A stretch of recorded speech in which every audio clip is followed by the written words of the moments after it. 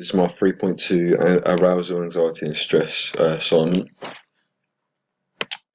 So, first topic is arousal.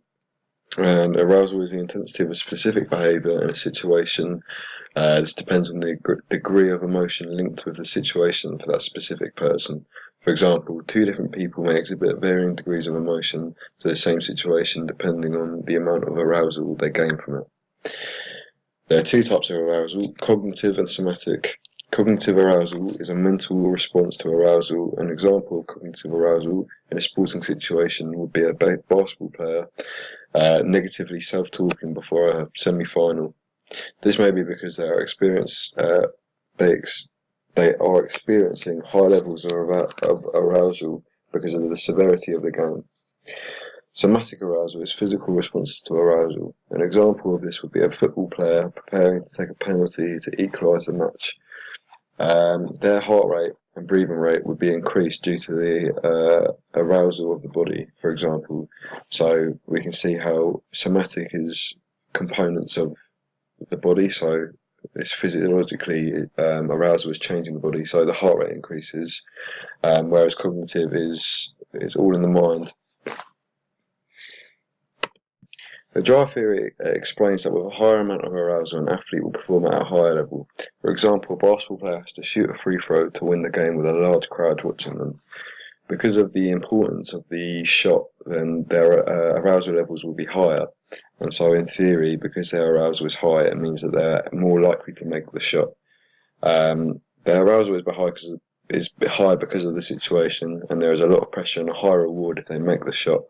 So, this theory states that if there is more pressure, more arousal, then they are more likely to succeed in what they're doing. So, for example, in the situation, if the crowd is big, then the basketball player is more likely to make the free throw than he would in a lower level game. The theory also states that there has to be an already pre-existing motor program in the muscles, making it possible to carry out the exercise. It states that novices in the action will find it harder with high arousal, where a more experienced individual will perform better in a high arousal situation.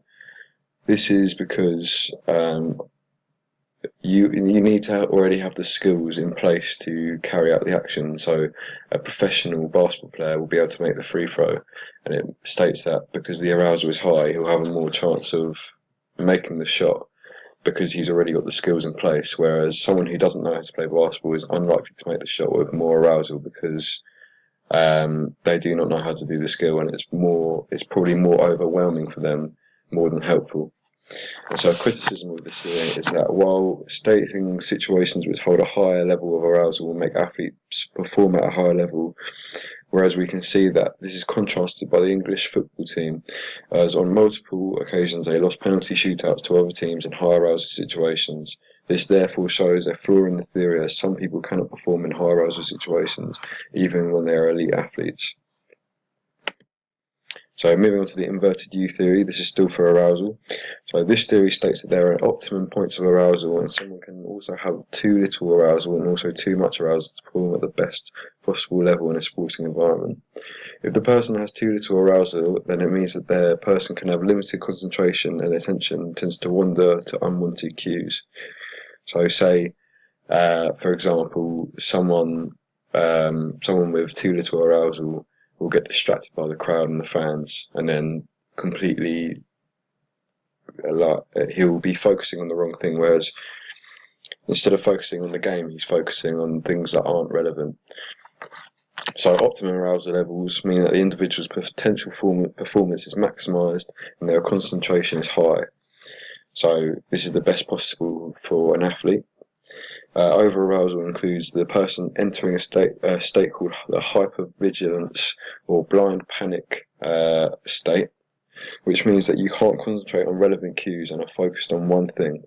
An example of this would be a rugby player missing a tackle on a particular player over and over again, and then the rugby player may become over-aroused and only be focusing on tackling this particular player and not any other aspects of the game. This can have a negative effect on the team. This is a negative thing, because once you focus on one thing and forget about everything else in the game, then then you're not going to be able to perform at a high level because you're not taking into account what the other things you need to do are. And most sports need you to have multiple skills in your skill set to be able to perform at a high level. So a criticism of the inverted U theory is that it says over-arousal happens slowly over time, whereas it can happen almost immediately in some cases depending on the individual. For example, a basketball player missing a shot. They may immediately become over-arousal after missing and then lose focus on everything else. So a basketball player misses a shot and then all they're focused on after that is making a shot, and it may not be their game or something like that, and they may keep on missing, but because they're over aroused, they're just focused on making a shot. So instead of passing and taking a different route into winning, they're just going to keep taking the same shot, and it's not going to be beneficial for them or their team. So moving on to the catastrophe theory. The catastrophe theory explains that arousal would increase depending on the situation. Like the inverted U theory, there is a state of under-arousal, optimal arousal. Instead of having over-arousal, the theory suggests that there is a catastrophe that the individual will undergo and therefore decreases the performance level. An example of a catastrophe in a sporting situation would be a golf player being ahead by a lot in a competition and then hitting a ball into the water. This is an example of a catastrophe happening. After this initial thing happens, this means that it can either get worse or it might slowly return back to an optimum arousal level. And it states, when the catastrophe happens, if something bad happens again, you're most likely to spiral into even worse situation, and it's hard to get back to a state where you're in optimum arousal. So say in this example, say if he hit the ball into the water and he was still ahead of the competition by a lot, and then he did the same thing over and over again until the person that was behind him surpasses him, that would be an example of how this theory works. And also, on the other hand, he might, after hitting the ball into the water, he might regain his arousal levels and put the ball into a good position. So it can work both ways. Moving on to the anxiety portion of my assignment. Anxiety is a negative experience of stress and can be caused by worries of apprehension. It can also come from a fear of failing, which is more relevant in a sporting situation. For example, someone may be scared of performing in a game for fear of failing and losing. This may be because this may cause them to be anxious before the game starts. So there's four main types of anxiety: cognitive anxiety, somatic, trait, and state. So cognitive anxiety, this is the psychological effect of anxiety on the individual, which means that it can include the person negatively evaluating themselves as a result of feeling anxious. And an example of cognitive anxiety would be a tennis player may negatively self-talk due to anxiety before making a serve. Negative self-talk can negatively impact on an individual's performance, as they are less likely to try to achieve their specific goal, and they're less motivated. They've got a lesser drive because they're already thinking negatively. They're already thinking they're not going to achieve what they're setting out to do. The next one, somatic anxiety. These are the physiological aspects of how anxiety affect the body itself.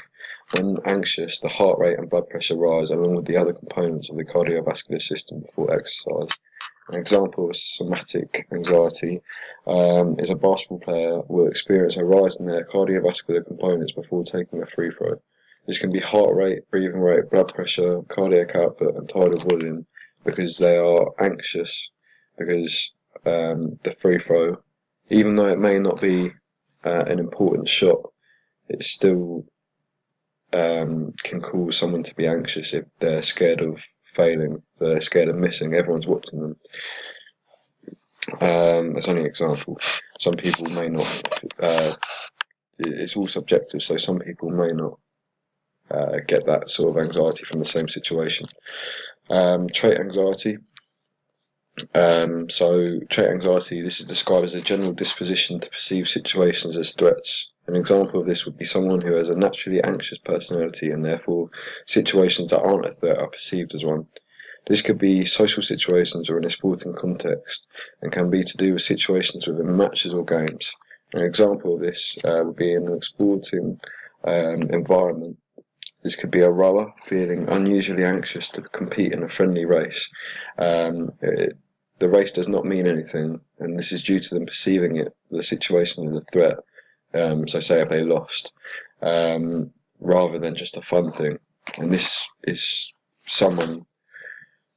This is for people that perceive that as a threat. It's not necessarily a situation that's going to cause them any harm. It's just how they perceive it. And then finally, state anxiety. This is the immediate response to a specific situation. In state anxiety, it means that there is a different amount of anxiety experienced for different situations. For example, if someone had to shoot a three-pointer at the buzzer to win a basketball game, compared to if they had to shoot a three-pointer in training, where there would be less anxiety in the training because of the situation they're in. So this is basically explaining that people feel more anxious in different situations. So in training, where it doesn't mean anything if you miss, someone's not going to be anxious. Whereas in a semi-final and there's only 3 seconds on the clock and you have to shoot a three-pointer to win the game, and everyone's riding on you basically, you're going to be more anxious to take the shot. So these are anxiety management techniques. So deep breathing. By deep breathing, you can slow your heartbeat down, which in turn can allow the person to relax if they are anxious. So, as we said before, when you're anxious, your cardiovascular opponents can rise. So, by deep breathing, you're slowing your heart rate down, and therefore, even if you're basically decreasing your cardiovascular components, even by a little bit, will help anxiety management. So positive self-talk is the next one. This can help you positively think about things that you want to achieve and in turn motivate you. For example, positively self-talking can have a positive outlook on a sporting match before you're participating in it. So say if you've got a big match coming up before the game, if you positive self-talk, then you're having a positive outlook on things to come, and it means that you'll have a better outlook before playing, and it can motivate you more than if you're negative. So mental imagery.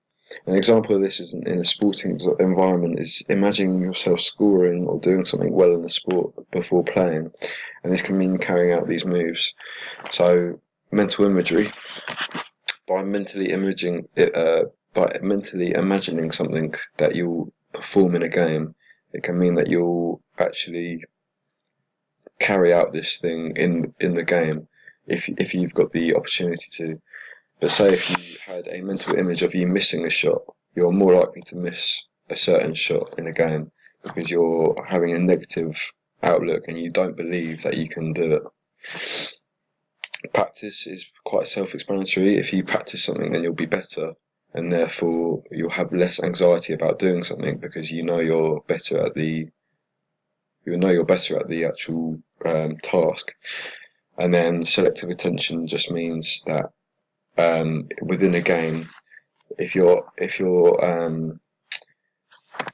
attention is on the relevant cues, then you'll be able to perform better, and then once you perform better, your anxiety levels will go down. So a criticism of all these anxiety management techniques is that you can't use them in a live situation. You can't stop and start positively self-talking in the middle of a basketball game. It's usually before. So if you feel anxious in a basketball game, it's hard to in any sport, it's hard to stop and control this anxiety.